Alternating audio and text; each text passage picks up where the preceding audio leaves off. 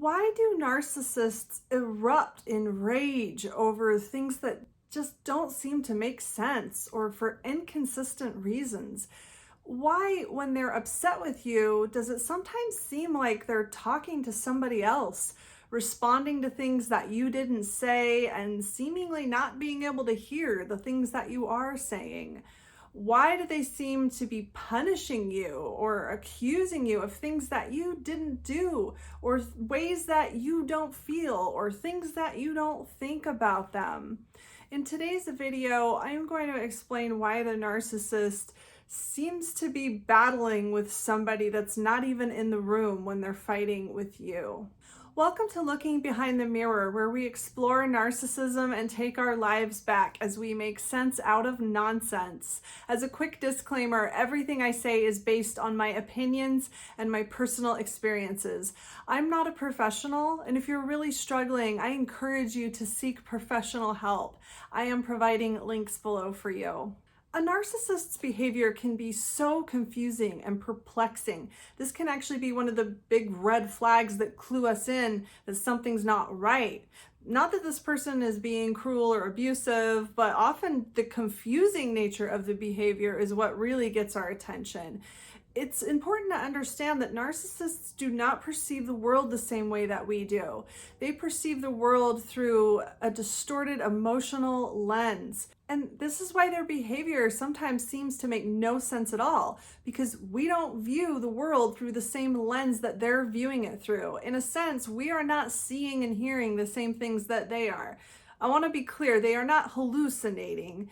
They're not psychotic, or they're not having psychotic episodes. They're perceiving reality correctly with their five senses, but they're interpreting it incorrectly through an emotional fog that they always live with.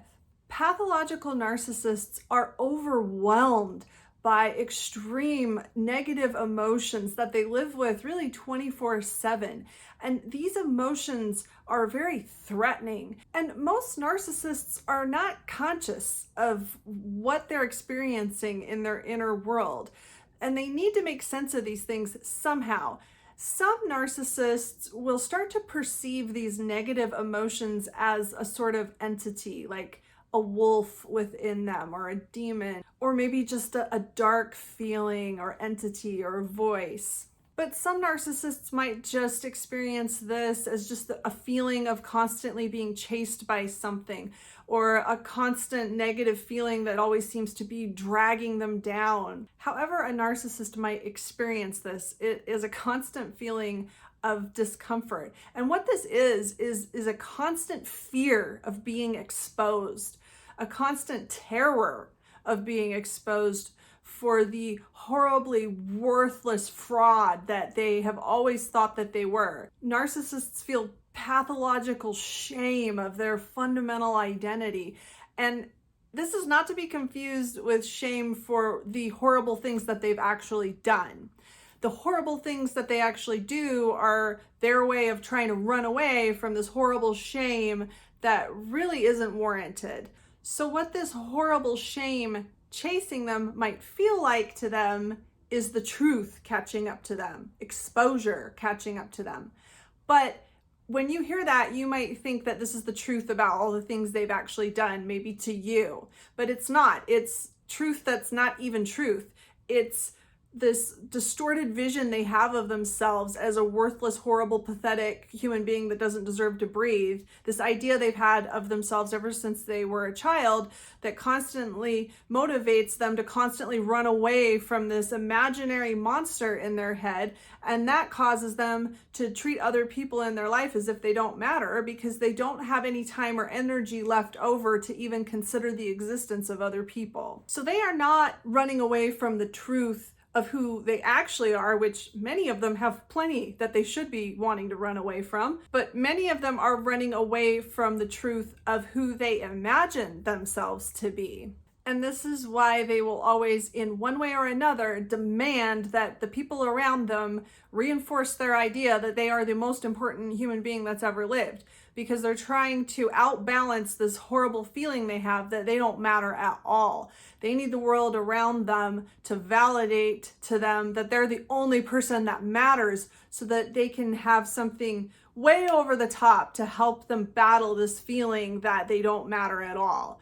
And this is a pathological shame that they really are never going to be able to outgrow, because this developed in their childhood. It's part of their identity, or it's taken the place of their identity. And this can happen for a lot of different reasons in their childhood, but basically, for some reason or other, when they were growing up, they learned that their authentic self was not safe. It wasn't safe to be yourself when they were growing up. Maybe they were abused.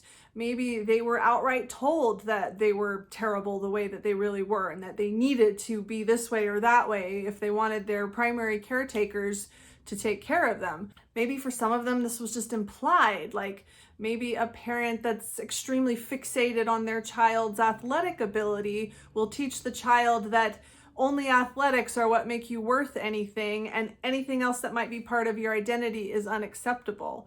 This could happen a million different other ways, but basically a narcissist has learned that this true identity of who they really are is so dangerous that it's not something that they can even bear to look at. This is something they have to run from their entire lives. And like I said, many of them, in order to make sense out of this feeling that most of them really don't understand, they will perceive it as some sort of monster or entity that lives within them, that's always chasing them. And I actually knew somebody that, I wouldn't diagnose him, but I would say that his behavior was extremely narcissistic. He had a lot of very narcissistic traits, and he actually told me this himself. So that's a lot of what I base this on. He described his inner landscape as one in which he felt like there was a wolf that lived inside of him that was always hunting him, that was always waiting for him to slip up. I had no idea what to make of it at the time, but now in hindsight, it makes perfect sense and is really consistent with the rest of this person's behavior. So living this way for the pathological narcissist causes an existential terror. I cannot emphasize enough that this is not just a discomfort. This isn't just a fear of being embarrassed. This is existential terror.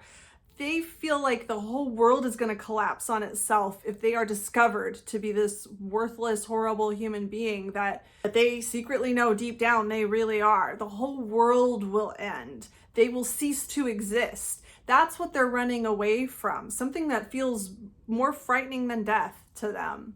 And this creates the lens, the fog through which they interpret reality.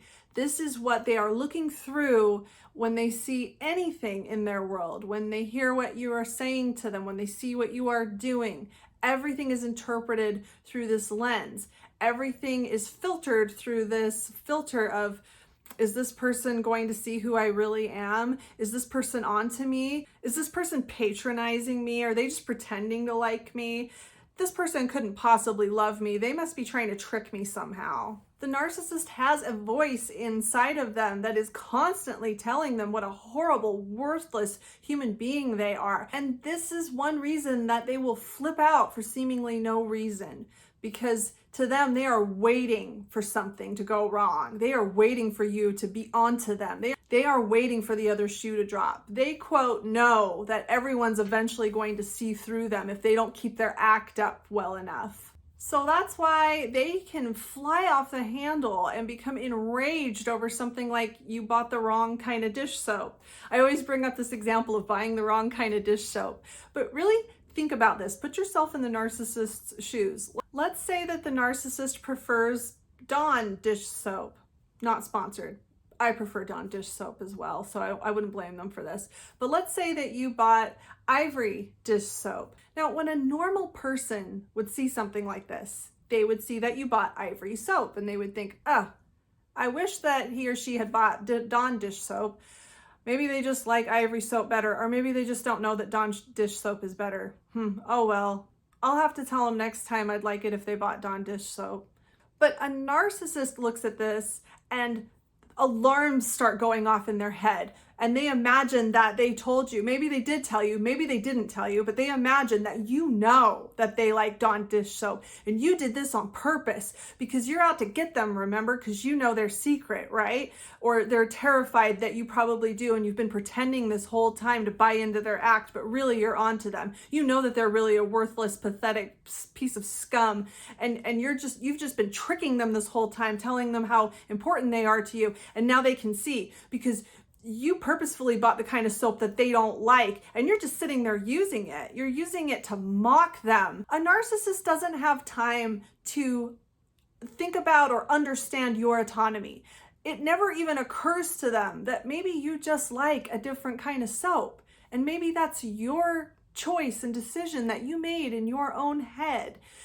That is something that they can't even take the time to understand. Everything is always all about them because they are so consumed with their emotional turmoil that they can't even take a second to stop and think that you are an autonomous person with your own preferences. So something like buying the wrong kind of soap is something that you must have done purposefully with them in mind, because nobody ever does anything unless it's all about the narcissist. So you must have been thinking about them. And if you were, then you must have done it on purpose. And if you did it on purpose, then you must be mocking them and disrespecting them. And that means that you're probably getting closer to their secret. You're probably getting closer to exposing this horrible thing that they are terrified that people are going to be able to see. And that's why they flip out over something like you're using the wrong kind of soap. Now, a narcissist understands that their behavior is wrong. So if a narcissist yells and screams and carries on, throws a tantrum for 3 hours because you bought the wrong brand of dish soap, part of them understands that what they're doing is wrong, that they shouldn't be throwing this kind of a fit over the kind of soap you bought. But part of them doesn't really understand why they're so upset. Very few narcissists understand their own psychology enough to understand why the dish soap made them so angry. They saw the dish soap, they felt enraged and probably terrified.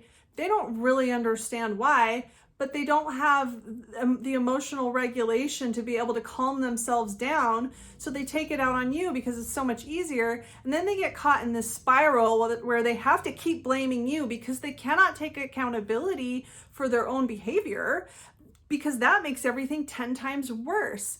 They can't become abusive and horrible and angry with you and then realize, oh, I'm acting a little inappropriately here.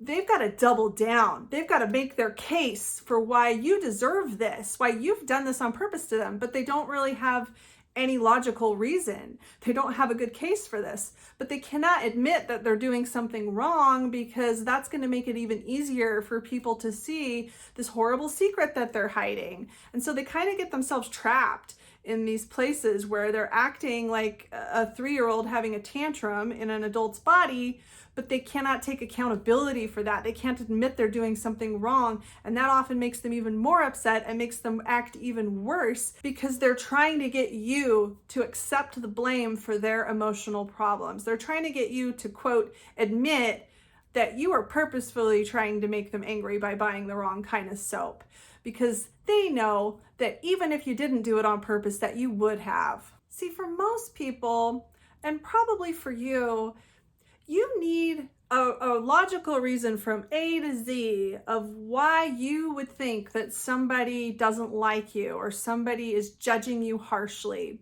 You don't walk around the world assuming that everybody is going to judge you very, very harshly if they could see who you really were. You don't walk around paranoid that people actually are thinking terrible things about you everywhere you are. You're not always on a razor's edge of just one little thing exposing you and ruining your life and making the whole world explode in a fireball. You need something from A to Z. You need the idea to be introduced to you, because you're not going to assume that somebody's out to get you and that somebody is thinking that you're a horrible, terrible person. And even if you did, you're not going to believe that yourself, hopefully.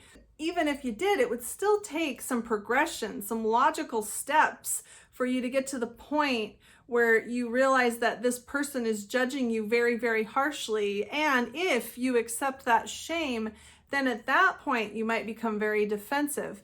But it would have to follow a logical sequence of events and certain types of communication. The narcissist is waiting for this to happen. They're already primed. Like I said, they're on a razor's edge. They are suspicious of every single person. They are paranoid of every single person seeing this horrible, worthless piece of scum that they think that they are. And that's why it just takes one little comment. It just takes one wrong brand of dish soap or one time you look at them the wrong way for them to completely lose their calm and assume that you must be trying to hurt them, or you must be out to get them, or you meant to look at them that way. This is why they will accuse you of things that you weren't thinking, because they were thinking those things about themselves, because this horrible abusive voice that's always going in the back of their head was telling them all these things about themselves. And then you looked at them a certain way and they assume that you must think those things too. You must be able to see through them, and don't try to tell them that you don't. Narcissists interpret reality through their feelings, not through what they're actually seeing. So this can be kind of confusing because, like I said, they aren't psychotic. They aren't hallucinating. They perceive reality correctly through their five senses, but they interpret reality in a completely skewed, distorted way. They can see that you're using ivory dish soap. They can see that very plainly. They are not confused about where the dish soap came from. They're not confused about what they did or didn't tell you, but they feel like they probably told you, or they feel like you knew that they liked Dawn dish soap. And they feel like you've done this on purpose to mock them or disrespect them. And that becomes their reality. They trust their feelings more than they trust logic and objective reality and what they can see and sense through their five senses. They trust their feelings first. And this is why there's no way you will ever be able to convince them that you're not out to get them. You'll never be able to convince them that they have no reason to be constantly running away from this pathological shame. You probably wouldn't even be able to convince them that that's what they're doing in the first place, because they're spending so much time and energy running away from the way that they feel that they don't even know how they feel. And they're way too terrified to turn around and look and even understand how they feel or why they feel that way. They just run and run and run and run and try to make up nonsensical reasons for why they're always so uncomfortable and why they're always so angry. So to explain it one more way with an analogy, it's like if you were super self-conscious of your hair. I don't know, maybe your hair was thinning or maybe it's going gray and you're just really, really self-conscious of it for whatever reason. There's something about your hair that you walk around in public and you're just really paranoid that people are looking at your hair and people are judging your hair for whatever reason. And somebody turns around and says to you, hey, what do you think about this hat? If you are constantly obsessively fixated on your hair and worried about what everybody thinks about it, and somebody says something like, what do you think about this hat? You might immediately assume that they must be trying to tell you that your hair is hideous and that you need to cover your hair up with that hat. Whereas if you weren't paranoid and obsessed that everybody is judging your hair, you might just think that this is somebody that wants your opinion on what you think of this hat, right? Narcissists are constantly living in a world where they are extremely paranoid and self-conscious that everybody is looking at them and that everybody is going to see through their facade. And narcissists really do think that everybody is paying attention to them anyway. So this is why they try to put on this show. They try to be impressive. They try to overcompensate for what they're afraid other people are going to see, because they actually think that everybody's paying attention. This is why they avoid connection or real communication. They do not want you to see what they perceive is the real them. But of course, it's not the real them that they're trying to hide from anyone. It's the imagined them that they think they are. So this is why they are never really going to be honest with you about who they really are, because they are completely out of touch with who they really are. They're too terrified to even get to know who they really are. And that's why you can never really connect with them and never really get to know the true them, because there's nobody there to know. This is also why narcissists are terrified of accountability and why they will do anything to make excuses, to deny, to downplay things, to minimize your experience, to tell you you're making a big deal out of nothing, to gaslight you. They will do anything to escape accountability for their behavior, because this is just more of this monster or this feeling chasing them, trying to expose them. If they take accountability for something, then part of them is admitting that they're not perfect. And this is kind of putting a crack in this facade that they've built around themselves to protect themselves against this exposure. If they let you see a tiny bit of truth, if they let you see a tiny bit of a mistake they've made or a flaw that they have, then they are terrified that you're going to see the whole truth. You're going to see this one little crack of an imperfection they have, and that's just going to crack the whole thing wide open, and they're going to be exposed, and you're going to see that they're a horrible, worthless person that doesn't even deserve to breathe. And I know this can be really frustrating for people that are trying to have a relationship with a narcissist, because narcissists ironically create a horrible monster while they are trying to avoid being exposed as one. They become a much worse person most of the time. They become the monster that they are trying to hide because of the monster that never existed that they're trying to hide. So it kind of becomes this self-fulfilling prophecy. They are so ashamed of the person that they're not even in touch with within themselves that they create a person that they really ought to be ashamed of. They become truly horrible because they're trying to hide their imaginary horribleness. You will never be able to cure them of this. You will never be able to help them with this. You will never be able to help them see this, because they are too busy and too frightened running away from this feeling to turn around and look at it. And they are too preoccupied with this fear to be able to trust you. They're running away from something that feels life-threatening, and if you stop and say, hey, you can slow down, you can calm down, you don't need to be so afraid, they're just going to assume that you're trying to trick them somehow. That's going to make them more anxious, more afraid. They are never going to be able to trust you because their feelings are telling them that they need to run. Their feelings are telling them that they're in grave jeopardy. And if you try to tell them to let their guard down or chill out, or you try to get close to them, you try to explain to them their own psychology, even if you're right, that's going to feel extremely threatening to them. Especially if you're right, actually. That's going to feel extremely threatening, and they're going to push you away even further, and they're going to resist the truth even more. You really cannot help them with this. And the more that you try to do that, the more you're actually going to hurt yourself. Narcissists do not want your help. So this is really awful, and I wouldn't wish this kind of existence on my worst enemy. But should we really feel sorry for a narcissist?